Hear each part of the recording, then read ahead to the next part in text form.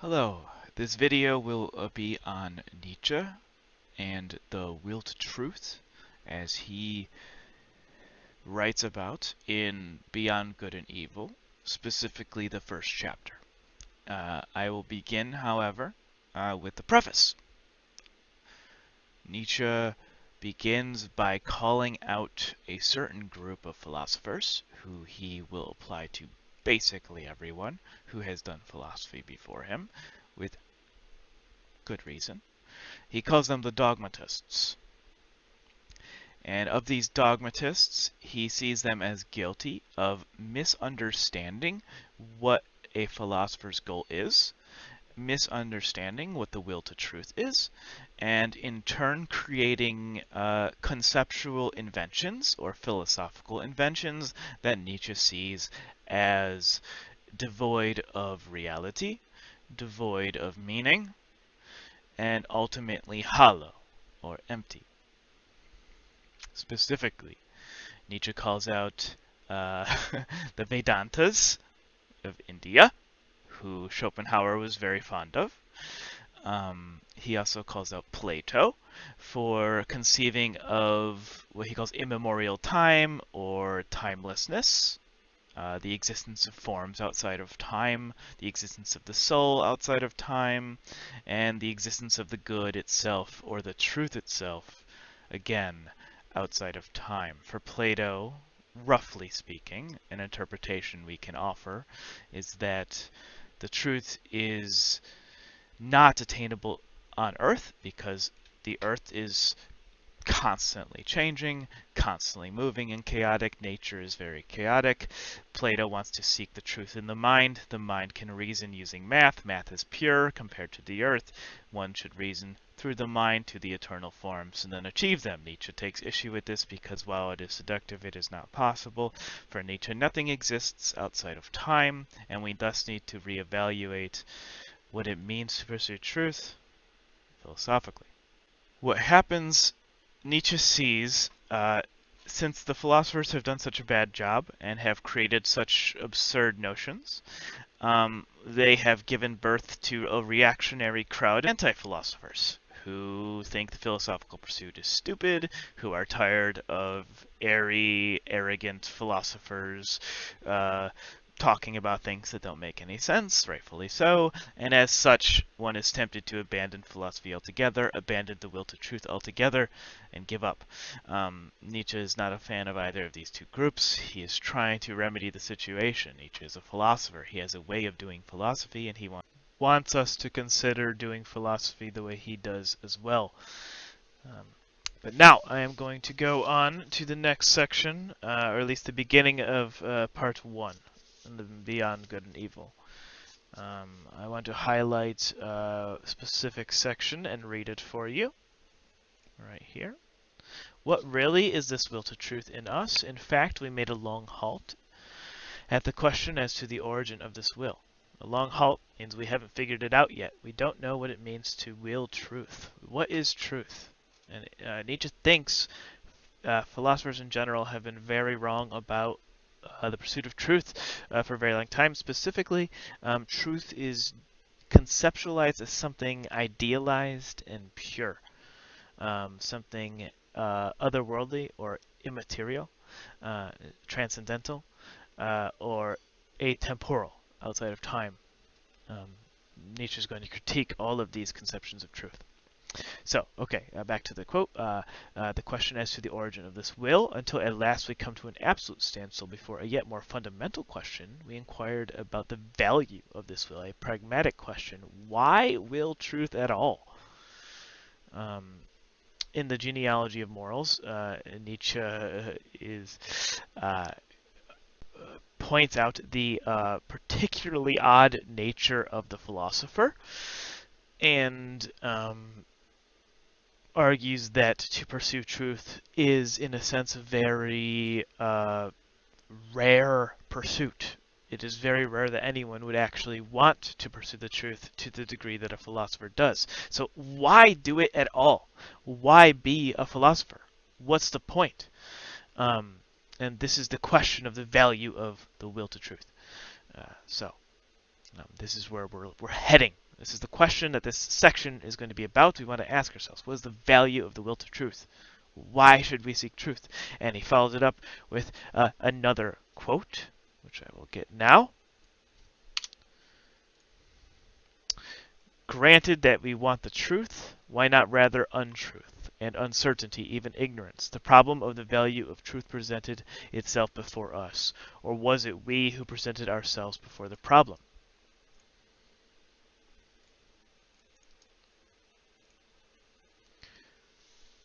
Why not rather untruth? Well, this is a little ironic because I think Nietzsche thinks that the vast majority of people indeed will untruth, and will untruth for practical reasons. If you are born into a family in the South of America, in Alabama, that is highly religious, and you start to pursue the truth about their ideology and their religion, your family's religion, it's a dangerous endeavor. It might alienate you from your family. They might disown you if you end up an atheist or a homosexual. You know, if you, as it were, want to find the truth about your own sexuality and find out you're a homosexual, the entire time, it would have been better, more practical, for you to live a lie instead of find the truth. Of course, this isn't true at all, but most people are afraid of the truth. And instead, as Heidegger would later point out, most people would rather just go along with the flow. The truth often disrupts the flow. The truth is disruptive.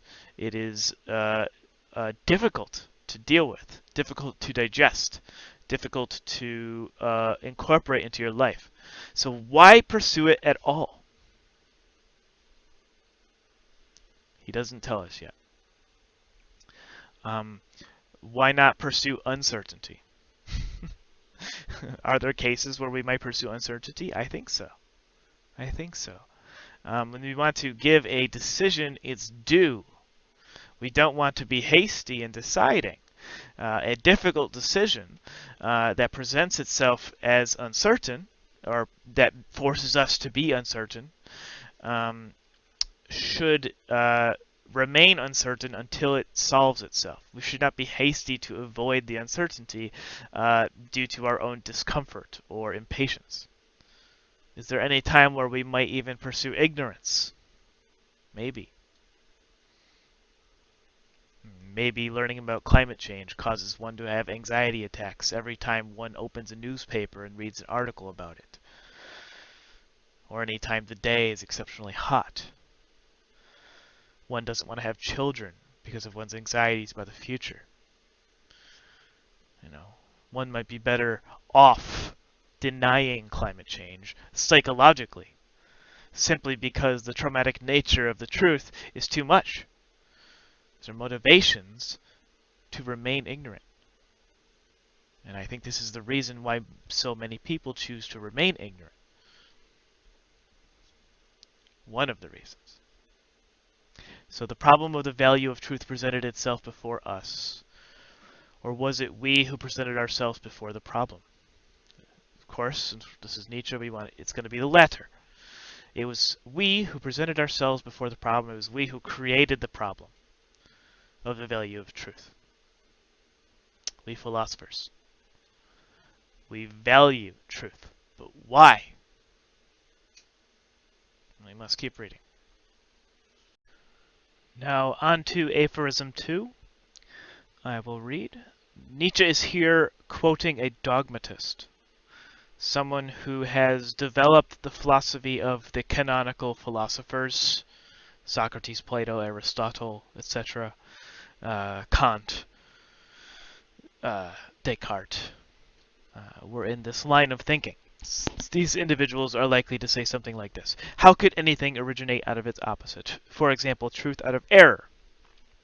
Deleuze will bring this up in Difference and Repetition. He will talk about how it is through repeated errors that we as individuals make in life where we are motivated most to then find the truth. So we then no longer make those errors.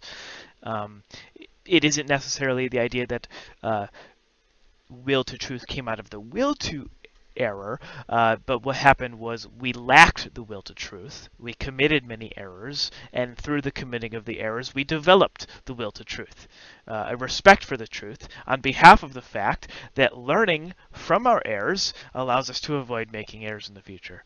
So here is an example of how truth can come out of errors, out of the will to deception, even. I'm not sure what Nietzsche has in mind here. The will to deceive. I think of Kant, who says one must never deceive, but I think it's when you're taught the categorical imperative, you're always reminded of the scenario where you're hiding Jews in your basement in Nazi Germany, and Nazis show up at your front door. Do you lie to them or not? Kant would say you cannot lie because the categorical imperative says never to lie. And I'm just going to turn this off for now. I'll put it back on when I read the quote again. And most people are tempted to reject this and say, in this case, we should lie because the overall benefit of it is that we would save individuals' lives. Lives are at stake. Nothing is really harmed in the act of lying. I would definitely lie in this case myself. I hope you would too. Yeah, so, the will to deception is practical. A reasonable individual might come to the conclusion that we ought to deceive, that we ought to be deceptive. There is nothing pure about the pursuit of truth. There is nothing pure about the pursuit of non-deception. What is pure, most pure, is the will itself, which can be whatever it happens to be. The will comes first, and the will to X or Y or Z comes second. Whereas the philosophers that prior to Nietzsche that he is critiquing would say that the will to truth is utmost, or the will to goodness is utmost. And they isolate and purify this concept, thus stripping it of all of its reality and mummifying it, making it into a dead notion. So, back to the quote. We've talked about the will to deception as possible. The generous deed, out of selfishness, of course. You like the pride and the good feeling inside that you get when you help people, or you contribute to charity, or donate to charity in order to write that off on your taxes, or, just the general notion of being a good person can be very selfish desire. And there's nothing wrong with that, I don't think. Or the pure, sun-bright vision of the wise man out of covetousness. The pursuit of enlightenment, one must covet, demand of the utmost. Be greedy about wisdom. Be as greedy as you can about wisdom. Demand as much as you can. That is required. This is what Nietzsche is saying. The wise man ought to throw a fit. If he is not granted wisdom, he ought to do everything in his power to get it, because he covets it. There's a paradox there for, in Zen philosophy, it's like, in Buddhism you ought to transcend desire, but desiring to transcend desire is itself a desire. And, there's a koan. Meditate on that for 10 years, and you will be enlightened. But I think Nietzsche is saying a similar thing, but he's not saying anything paradoxical. He's simply saying that, when you desire, it is required that you desire something to be very good at it. Every exceptional individual covets their profession, their mastery, because they want it very much. Okay, so such genesis is impossible. What genesis is he talking about? Oh, okay. So the parody, the dogmatist says it is impossible for these opposite things to ever have anything to do with each other. The dogmatist wants to put a clear division between these worlds, between the worlds of the truth and impossible, or the truth and deception, and ignorance, or generousness and selfishness. They cannot touch, but Nietzsche's going to say they are very similar. They do touch. Things of the highest value must have a different origin, an origin of their own. Right. So things of the highest have a different origin, the forms in and of themselves, the things in and of themselves, their own origin, not our origin. We do not construct reality. Reality exists in and of itself, outside of ourselves, and we approach it. In this transitory, seductive, illusory, paltry world, again, denigrating the world as Plato did, as Descartes did. In this turmoil of delusion and cupidity, the world sucks. They cannot have their source. The truth cannot come from this world. Impossible. No. In fact, it does. It comes from this world. It couldn't come from anywhere else. Anyway. Okay, so this is the quote of the dogmatist, and Nietzsche immediately critiques it by saying, and I'll get the quote here.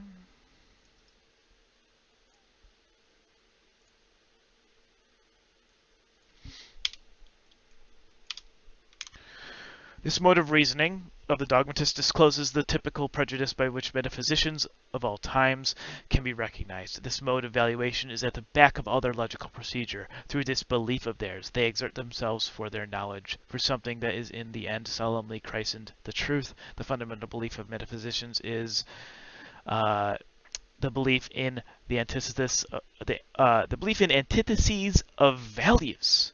What this means is that there is a polarity logic that metaphysicians have implicitly accepted between opposites. That values can exist in the same way that, say, north and south poles of a magnet can exist, or positive and negative of the magnet exist, right? In the sense that we can take goodness and oppose it to badness, or we can take selfishness and oppose it to generosity. But Nietzsche's going to say, no, things are much more complex than this. We need to understand what values are first, and you don't, Plato, Kant. You don't understand what values are. Your conception of them is far too simple, and it's far too abstract. So, Nietzsche's going to continue. To critique, he brings up the way in which philosophers doubt so much when it comes to the world.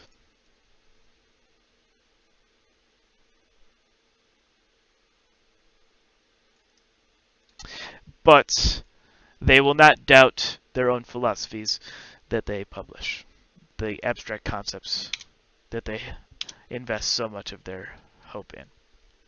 It never occurred, even to the wariest of them, to doubt here on the very threshold, where doubt, however, was most necessary. Though they had made a solemn vow, de omnibus dubitandum, which is, I believe, Latin for to always doubt. For it may be doubted, firstly, whether antitheses exist at all. Again, what is an antithesis? A pure opposition. Nietzsche doesn't think they exist in this sense. And secondly, whether the popular valuations and antitheses of value upon which metaphysicians have set their seal, antitheses like the world and the forms, or the earth and the divine world of God, or the body and the mind, or the body and the soul. These are not values, but the reason why these antitheses arise is because of antitheses in values between base and pure. For example, the earth, the body are the base in these antitheses, and the mind, God, the world, realm of the divine, the forms is the pure. So these antitheses that Nietzsche is talking about, and critiquing and trying to undermine, because they're all so silly. And so, after critiquing the great doubters who don't doubt their own obscure ideas, Nietzsche presents us with a hypothetical. I will read. In spite of all the value which may belong to the true, the positive, and the unselfish, it might be possible that a higher and more fundamental value for life generally should be assigned to pretense, to the will to delusion, to selfishness, and cupidity. Now this is a sticky quote, in my opinion.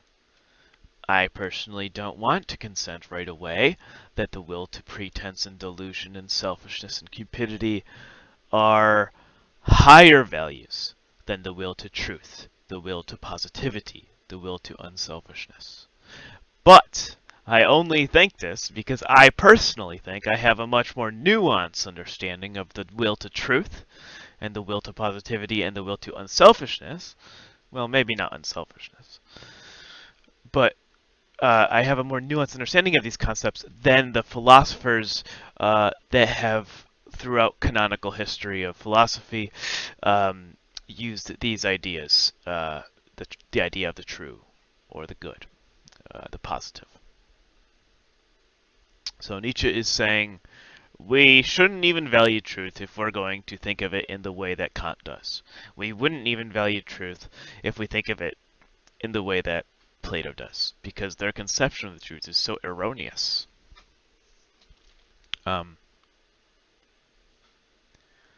don't know whether Nietzsche actually believes this hypothetical to be true, or how he's going to break it down. But I think what we can say is that one must always be open to the possibility that one might need to will pretense, delusion, or selfishness and cupidity, if it is so called for the benefit of one's own life. And I think that's true.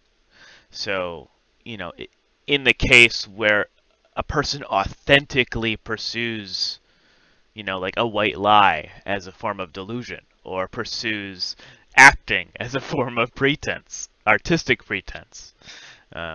Plato critiqued art as being pretentious, as basically not portraying the truth. It's a representation of the true, an approximation. It's sloppy. But Nietzsche's going to say, there's fulfillment to be had in being an artist. And the artist needn't claim that their art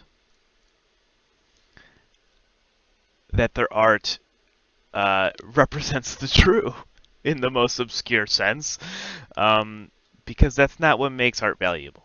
What makes art valuable is that it gives the person who is doing it meaning for their life, and gives people who view art and appreciate art meaning in their life.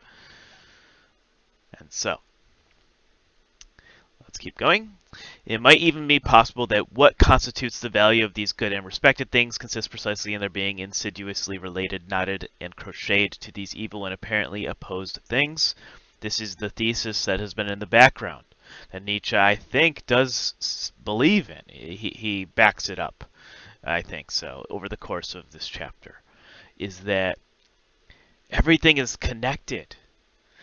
There aren't clear divisions in nature between the pure and the impure. You can find impurity in everything. And so thus, the concept of the pure must be grounded.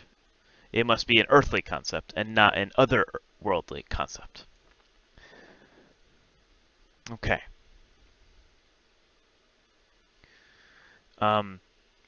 All of the base things that Plato identifies as being impure, the body, digestion, are required for the higher faculties to process it all. Your mind runs on the energy that you get from your digestive system. Plato didn't know this because the science wasn't that advanced, I don't think. I mean, maybe they knew it implicitly, but they may not have known it explicitly. For sure, Plato did not believe that the mind was a machine that ran on energy, which it is. He thought the mind was some sort of otherworldly, ghost in a machine. Not simply a machine. He believed in the ghost. The pure mind was fundamentally different than the world around it, according to Plato, and he was wrong about that, according to Nietzsche. So, back to the quote. And Nietzsche is being coy here and saying he's just presenting these ideas as perhapses. He doesn't come out and say that he believes these things, but he's willing to consider them. And he takes pride in his ability to consider them because he's not dogmatic, right? If you brought up the idea to Kant that, the will to deception might be higher than the will to truth, he would find that to be offensive, and he wouldn't entertain the idea in the least. But Nietzsche will, and he has reason to. Good reason to.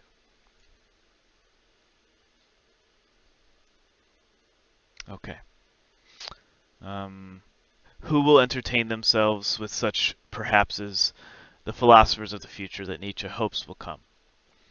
Part of Nietzsche's hope is that people will do philosophy well, and thus he hopes the future will come where people will do philosophy well, instead of abstractly. Anyway. Okay, next up. And now, moving on to Beyond Good and Evil, Chapter 1, Aphorism 3. I will read the quote. But before that, I want to just introduce what Nietzsche is going to do in this section. He's going to give us another example of a classical division between two concepts, specifically here, intuition and higher faculties of thought or of consciousness or of logic. So in traditional philosophy, these two are strictly divided. Plato will say that the instincts are to be distrusted. Descartes will say that our senses, in the sensory world, is to be distrusted, and the only thing that is to be trusted is what you can think in the mind. Kant will argue similar things, dividing the world into the phenomenological world and the noumenal world. These are all divisions that Nietzsche is going to deconstruct here and critique, and then reevaluate. He's going to reevaluate the relationship between our instincts and our higher faculties of thought. And let's go to the quote. The greater part of conscious thinking must be counted among the instinctive functions, and it is so even in the case of philosophical thinking. One has here to learn anew, as one learned anew about heredity and innateness. We have to learn anew about the nature of thinking. As little as the act of birth comes into consideration in the whole process and procedure of heredity. What does he mean here? As little as the act of birth comes into consideration in the whole process and procedure of heredity. I guess he's meaning that you inherit various traits as a result of, DNA, as opposed to events occurring during your birth, I guess? I'm not sure. Just as little is being conscious, awake, or enlightened maybe, opposed to the instinctive in any decisive sense. Okay.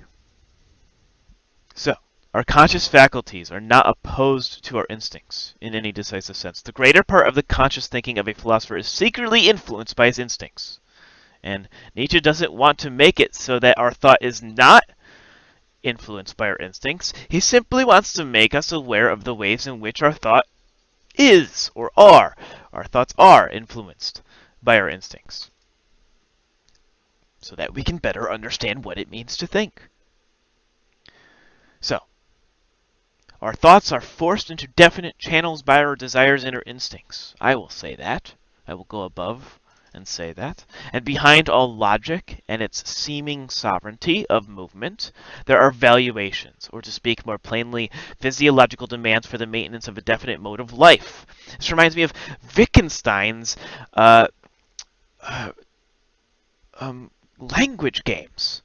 Language sort of gravitates to the rules of the game that its purpose serves. And I think Nietzsche's saying a very similar thing here, but with a more psychological tint, as opposed to a merely linguistic tint.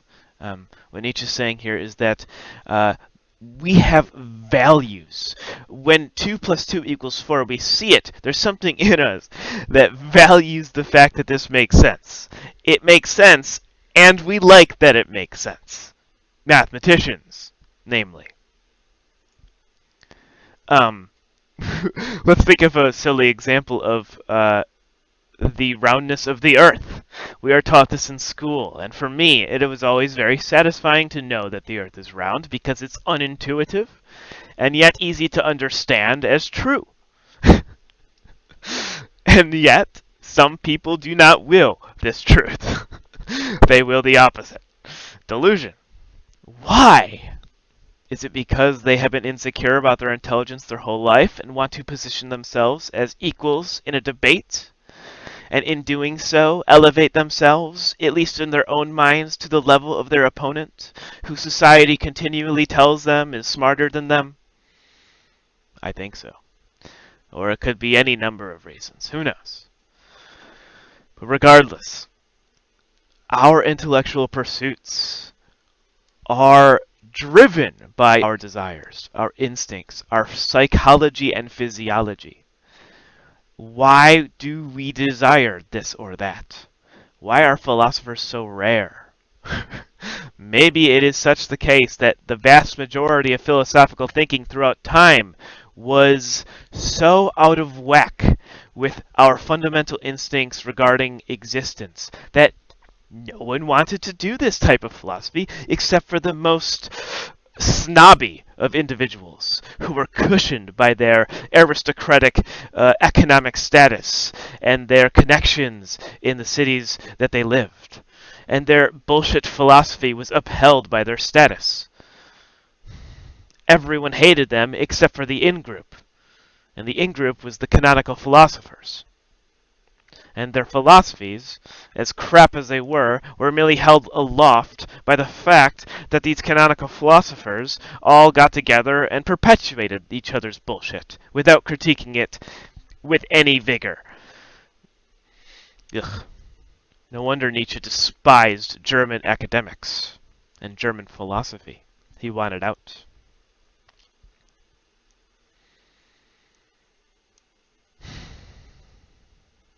Anyway, back to the text.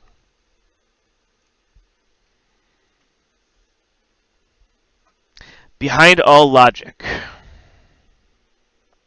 and its seeming sovereignty of movement, there are valuations, or to speak more plainly, physiological demands for the maintenance of a definite mode of life.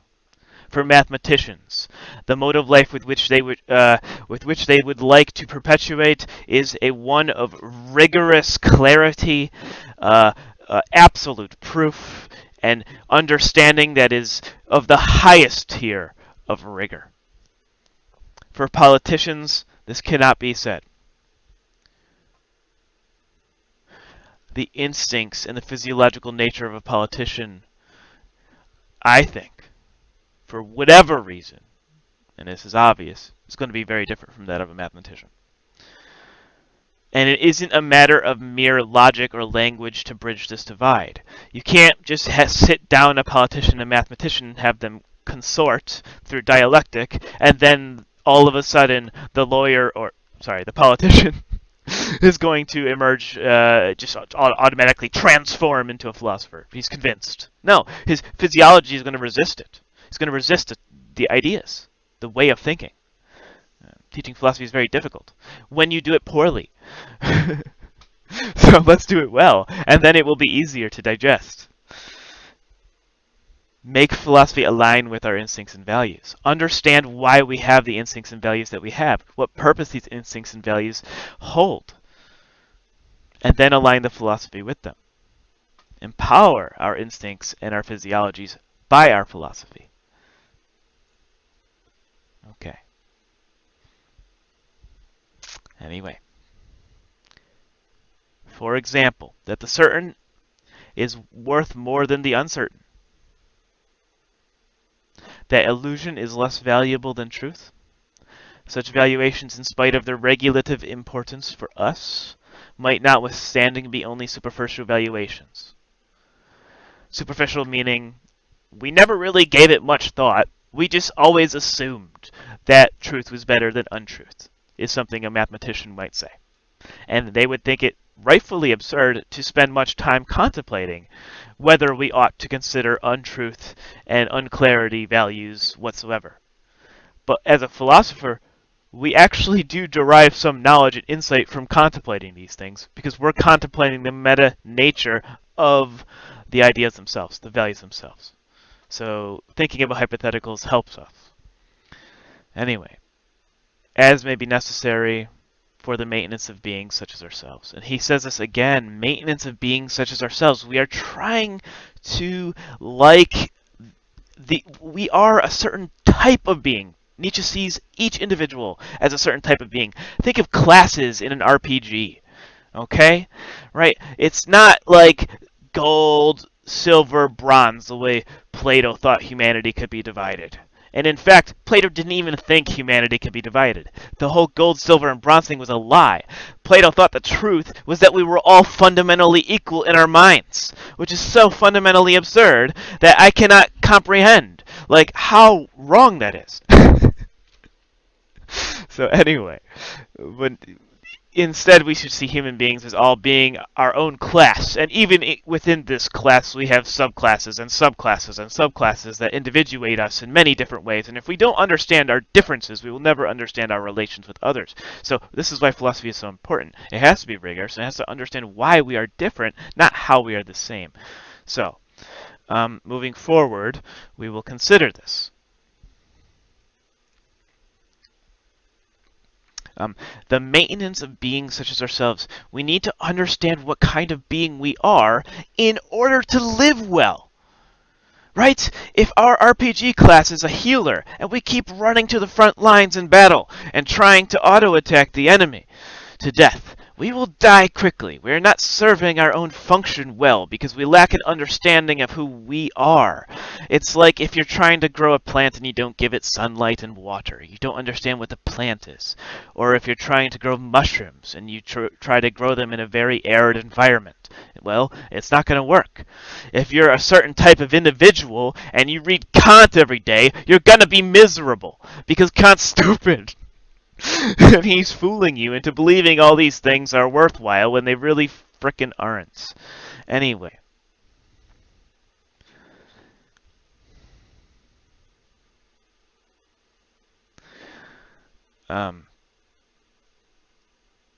Yes.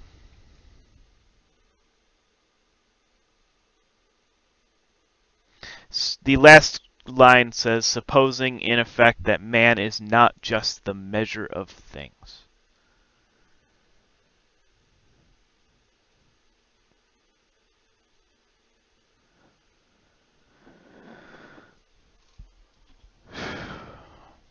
And that is another sticky one. I'm not sure.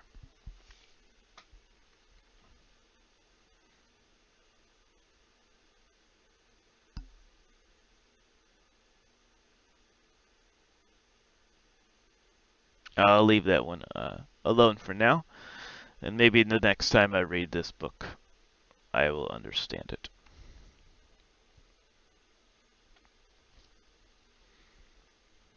Okay, onwards to number 4. Let's go. And now, Beyond Good and Evil, Aphorism 4. The falseness of an opinion is not for us any objection to it. It is here, perhaps, that our new language sounds most strangely. The question is how far an opinion is life-furthering, life-preserving, species-preserving, perhaps species-rearing. And we are fundamentally inclined to maintain that the falsest opinions to which the synthetic judgments a priori belong, and I think here he means the falsest opinions, or let's consider the greatest mistakes, or the most tempting mistakes that that philosophers or humanity has committed in our history, are the most indispensable to us as historians and as philosophers who wish to understand what it means to hold sound opinions, right? In order for us to know what it means to hold sound opinions, we must study the errors of the past. It helps greatly. Okay, so they are the most indispensable to us, that without a recognition of logical fictions, without a comparison of reality with the purely imagined world of the absolute and immutable, without a constant counterfeiting of the world by means of numbers, man could not live. This is getting a little trickier. Let's posit the possibility that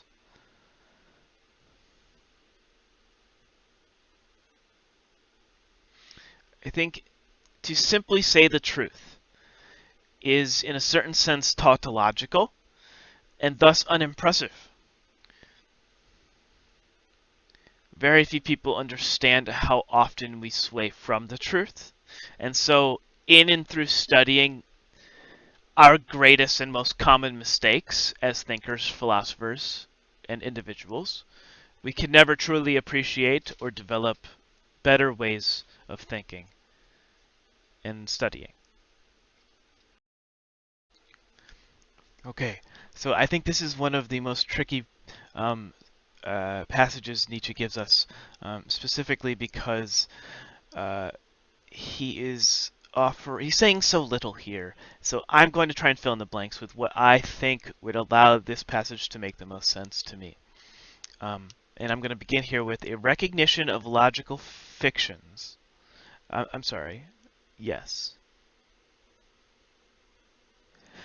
Without a comparison of reality with the purely imagined world of the absolute and immutable, without a constant counterfeiting of the world by means of numbers, man could not live. That the renunciation of false opinions would be a renunciation of life and negation of life. To recognize untruth as a condition of life, this is again an appeal to earlier ideas regarding the unity of seemingly disparate ideas. Truth and falsehood do not exist separate from each other. Falsehood is a type of threat, an ever-present threat to the conditions of thought. And in a sense, it is a type of ghost that haunts our thinking. It is what we fear. It is what we wish to avoid. And as such, falsehood is ever present in our pursuit of truth. And admiration and respect for the nature of falsehood and understanding what makes things false means that we must study falsehoods just as much as we would study truths. And thus we can understand the meta-nature of what makes a thing false or true.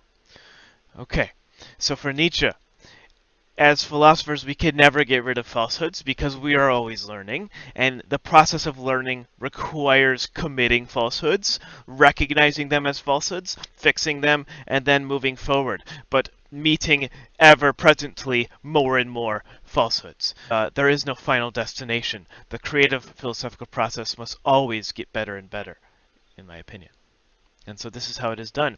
There is no point at which our truths are utterly immune from falsity. They are perfect in every way. There's never going to be such a point that we could reach. I think that's what Nietzsche is saying here. So, as philosophers, we must be okay with not knowing. We must be okay with our own mistakes. And we must embrace them so that we can understand them to the utmost and then avoid making them in the future. And that is why Nietzsche is such a critical philosopher. He wants to spend as much time with the flaws of the philosophical past as possible so that we can fix them and move forward. All right. Okay. Onward to the next aphorism. Again, repeated themes in this section are, in the history of philosophy, two ideas are treated as distinct and separate, usually thanks to some valuation regarding what we want ideally for ourselves. An over-idealistic conception of purity, of truth, of goodness leads to otherworldly notions of these ideas. Nietzsche is trying to ground these ideas, not get rid of them completely, but reevaluate them in ways that make sense to our enlightened age, our scientifically enlightened age, our rational age.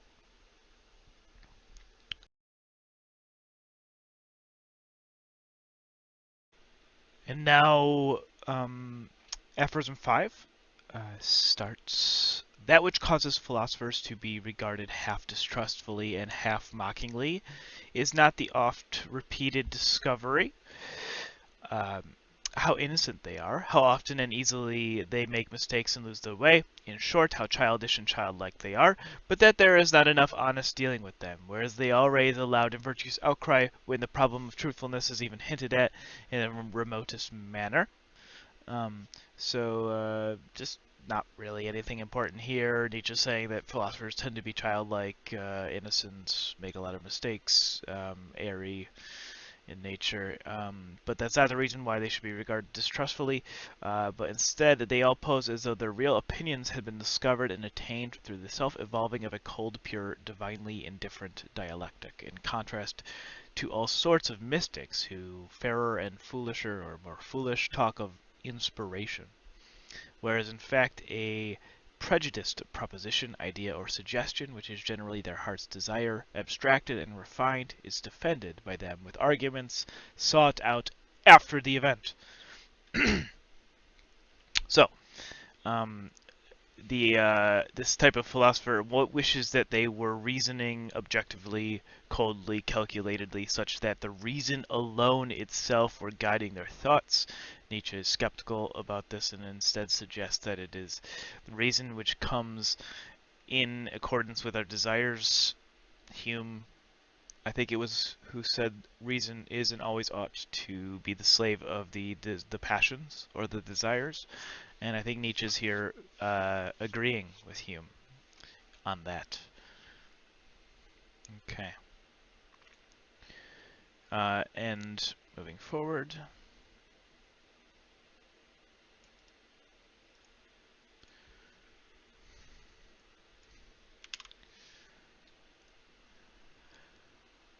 They are all advocates who do not wish to be regarded as such. Advocates of their own personal philosophy. They wish to be seen as objective, as diviners of the truth.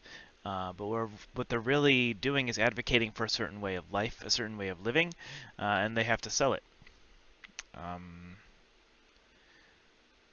Generally astute defenders also of their prejudices, which they dub truths. Philosophers are very clever. We can defend our prejudices easily using reason, rationalizations. And very far from having the conscience which bravely admits this to itself, very far from having the good taste of the courage which goes so far as to let this be understood, perhaps to warn friend or foe, or in cheerful confidence and self-ridicule. They are all very far from having this humility with respect to their own personal philosophies. When Nietzsche writes his autobiography, he says, I am so great, I am the best writer, why I am so wise. I think he is parodying what most philosophers think of themselves and the way that they talk about their own philosophies in this light. Anyway, the spectacle of the tartuffery of old Kant, equally stiff and decent, with which he entices us into the dialectic by ways that lead, more correctly mislead, to his categorical imperative, makes us fastidious ones smile, we who find no small amusement in spying out the subtle tricks of old moralists and ethical preachers, or still more so, the hocus-pocus in mathematical form, by means of which Spinoza has, as it were, clad his philosophy in mail and mask, in fact, the love of his wisdom, to translate the term fairly and squarely. Here, Nietzsche's being critical of Spinoza. Later on, he will say he adores Spinoza. It is probably the case that Nietzsche didn't really give Spinoza his due. And, well, it's not so much critical here. He's simply saying Spinoza has his wisdom, and he adorns it in the style of his own mathematical philosophy.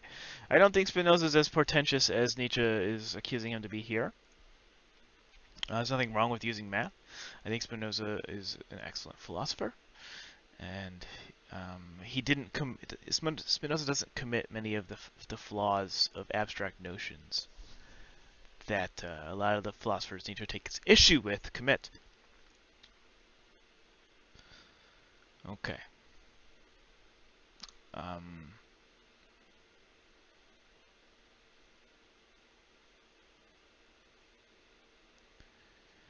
And more poetic notions here. I'm going to skip ahead. Let's go on to Aphorism 6.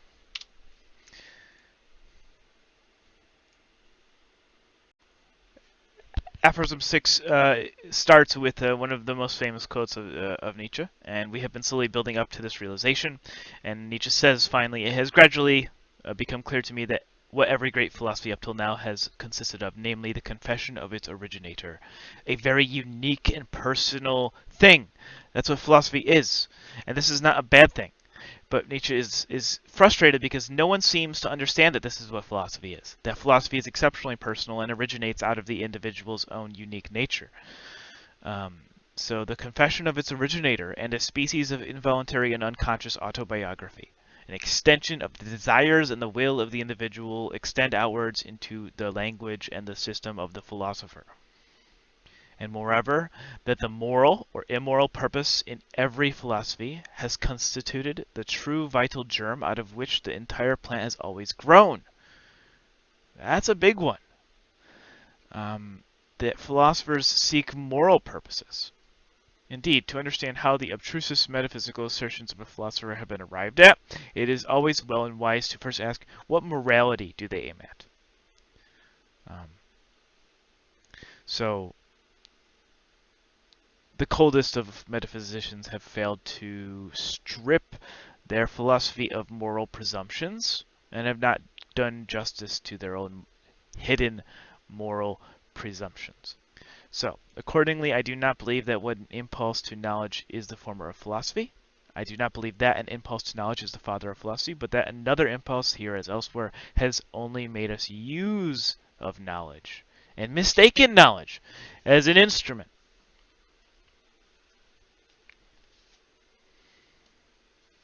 So, what are the hidden aims? I mean, there are just so many that they could be. I think that's why he doesn't list them here. I think each individual philosopher has their own underlying reasons why they pursue knowledge, and it's never for the sake of knowledge in and of itself. Aristotle's famous notion that the highest mode of personal happiness is thought thinking itself, since that is what God entails. The divinest element, thought thinking itself, is the highest mode of being. Strips away what thought is, and the fact that the body as a whole is what is thinking, and not just some brain in a vat. Nietzsche will say often and elsewhere that our best thoughts derive from sensations experienced in the stomach. Serotonin molecules are found in the stomach. So, there are just so many affects throughout the human body that influence the types of thinking that we're going to do and the type of philosophy that we're going to be drawn to. So.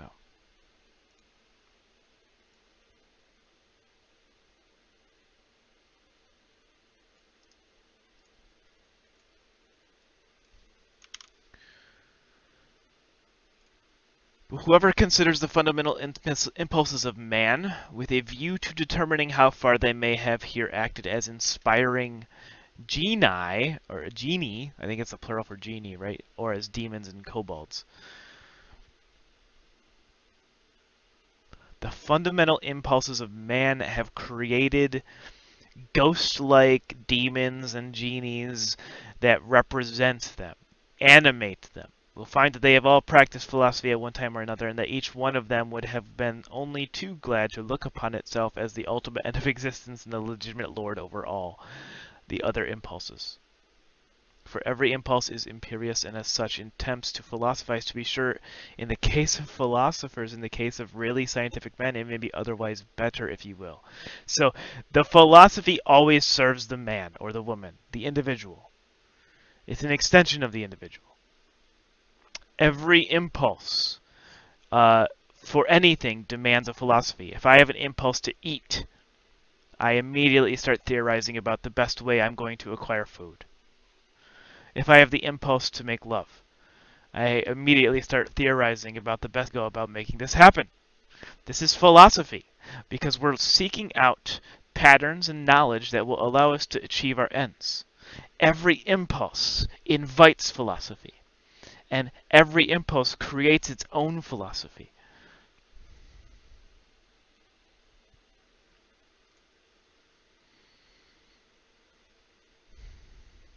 To be sure, in the case of scholars, in the case of really scientific men, it may be otherwise. Better, if you will. There may be really such a thing as an impulse to knowledge. And that is true. Some kind of small independent clockwork which when well wound up works away industriously to that end without the rest of the scholarly impulses taking any material part therein. Scholars are allowed to isolate themselves and construct their life's activities around the pursuit of knowledge, and thus they are able to develop the pursuit of knowledge in a more refined way than any other individual. The vast majority of philosophies do not serve the pursuit of knowledge. Only in the case of the scientists and the philosophers is this a case. But there are philosophies for every commoner, every individual who is not a philosopher. And their philosophies manifest as the reasoning that extends outwards as a result of one's desires and will that will help one achieve one's dreams and aspirations in life. Whatever reasoning that one employs at the best or at the behest of themselves, or for the sake of their own interests, is their philosophy. It comes from themselves. It's an extension of themselves. Philosophy is like a flower that blooms at certain moments out of the mind of an individual for the sake of a purpose, to help that individual actualize the aspirations of their various impulses. And now, it is only in the unique case where the individual might develop more refined forms of desire, specifically the desire to knowledge that you might see in a scientist who spends day in and day out meticulously performing experiments and documenting their results.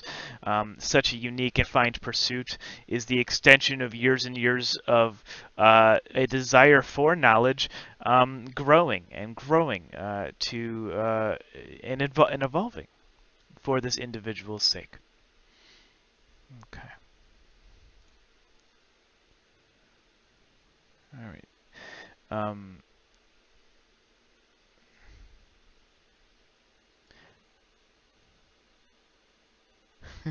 And he goes on to say that, well, why does the scholar pursue knowledge?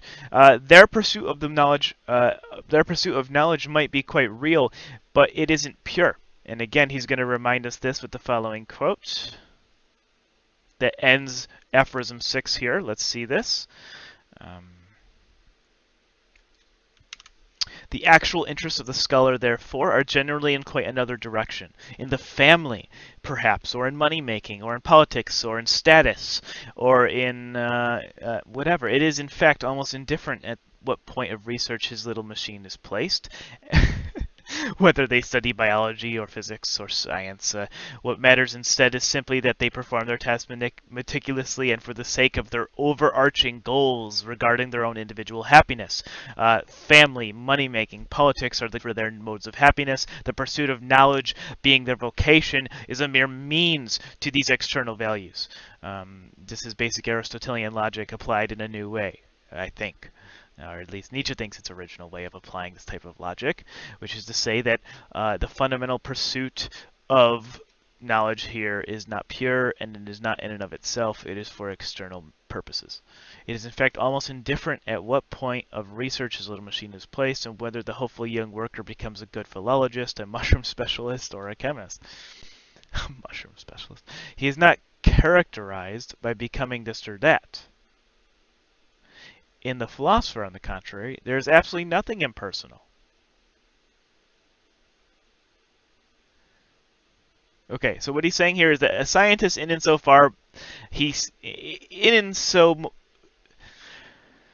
scientist who studies mushrooms does not identify as a mushroom scientist extensively. The core faculties of their impulses and their individuality reside in more unique and special elements of their being, like family or money-making or status in society. These are their higher values. The pursuit of mushroom knowledge is a medium value, all right, in most cases. Okay. In the philosopher, on the contrary, there is absolutely nothing impersonal. And above all, his morality furnishes a decided and decisive testimony as to who he is. That is to say, in what order the deepest impulses of his nature stand to each other. This is a complement to philosophy. It is a uniqueness to philosophy that our philosophy is so important to our identity, that it is so close to who we are, that it is such a quintessential extension of who we are, that philosophy is different from science. Philosophers do philosophy, well, okay. Authentic philosophers do philosophy for the sake of living well, and therefore the philosophy accompanies them everywhere. It isn't simply a vocation that one has that one does for 8 hours a day and gets paid for. It is much more personal.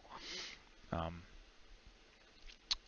but of course, there are plenty of uh, philosophical scholars who I think would qualify as employing their philosophy in a very impersonal way, a mechanistic way, and in a way that doesn't touch to the deepest parts of themselves. So it could apply to those types of philosophers as well. That is the end of Aphorism 6, and we will continue on to Aphorism 7. How malicious philosophers can be. I know of nothing more stinging than the joke Epicurus took the liberty of making on Plato and the Platonists. He called them Dionysiocalics. Dionysiocalics in its original sense, and on the face of it, the word signifies flatterers of Dionysus, consequently tyrants, accessories, and lickspittles.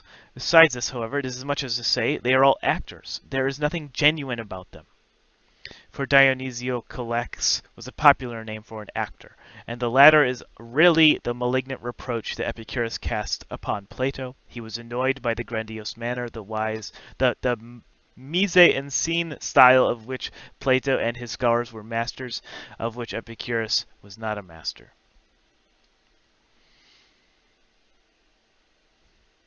So, the grandiose appeals to the forms in and of themselves, grandiose appeals to the divine, arguments grounded in myth. The Platonists attempted to raise their philosophy to the highest and most pure of all notions and ideas, and in turn killed philosophy. They turned it into an abomination. Epicurus offers this critique, Nietzsche is offering this critique of the Platonists as such, and as a result, we have another reminder of how philosophy can get away from us. Why would someone like Plato want thought to be what he thinks it to be? He demands thought to be something that it can never be, and as such, bastardizes thought. Whereas what we need to do is respect thought and understand where thought comes from and grounded it. So, a pretty simple aphorism here. And the latter is really the malignant reproach that Epicurus casts upon Plato. That he is an actor. Plato is a falsehood. He's an actor. He's pretending that he has all this wisdom pertaining to the myths and to the forms and the gods and the afterlife, but he is all full of himself.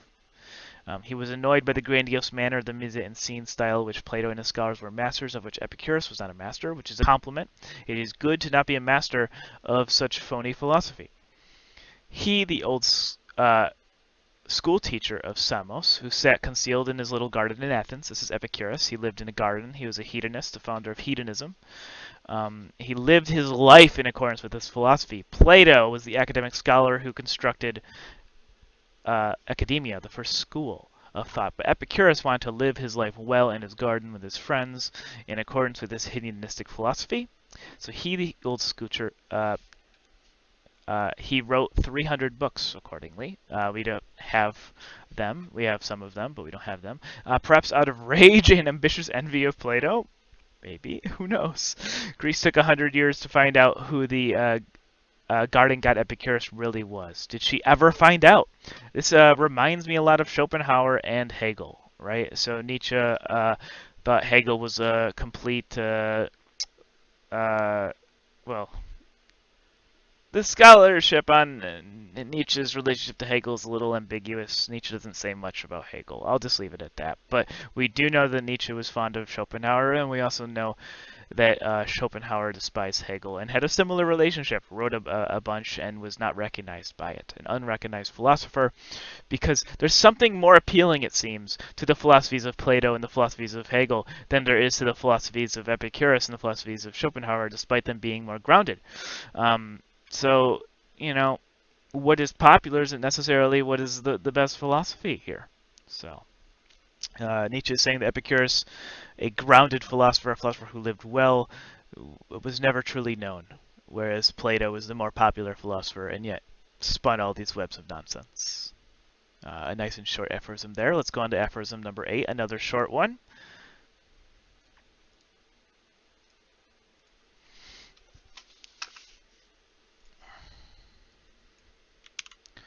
There's a point in every philosophy at which the conviction of the philosopher appears on the scene, or to put it in the words of an ancient mystery, adventabit asinus pulcher et fortissimus.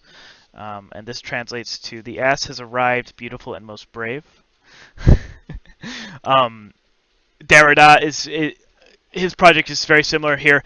Derrida wants to expose the ass in the philosophy of the philosophers of antiquity. So does Nietzsche. He wants to show the major flaw that the philosopher doesn't want to admit.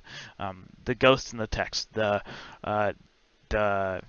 what is present but isn't being given its due, what is just simply sitting there on the text, but the philosopher refuses to talk about. So, there's a point in every philosophy which the conviction of the philosopher appears on the scene. The conviction being the underlying personality of the philosopher, the underlying impulses of the philosopher appears on the scene. And this happens when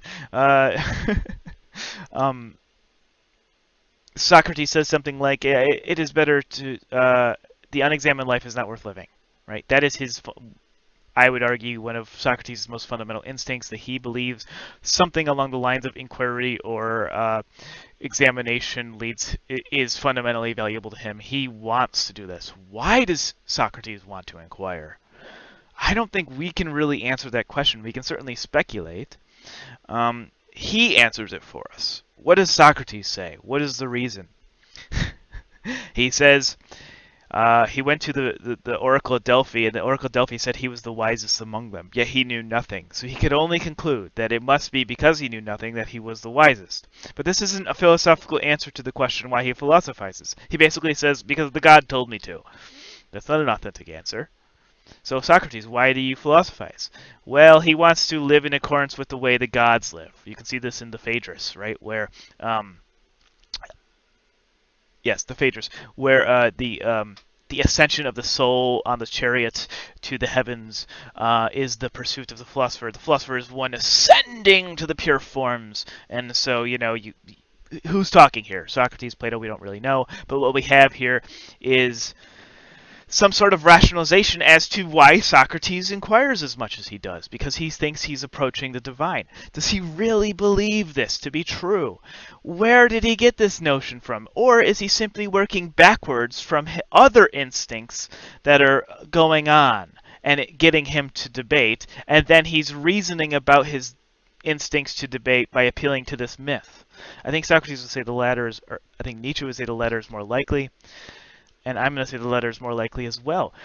Nietzsche will later condemn Socrates as being having the instincts of a criminal, someone who simply didn't fit in society, who despised society and wanted to be a rebel in that society, and that's what Socrates was. So maybe Socrates' underlying instincts were all rebellious and criminal instincts. He wanted to be as disruptive as possible, but he was so coy and clever that he came up with all these high-minded rationalizations for his disruptive behavior, such that it was impossible to deny that his disruptive behavior might be beneficial not only for us, but for Athens as a whole.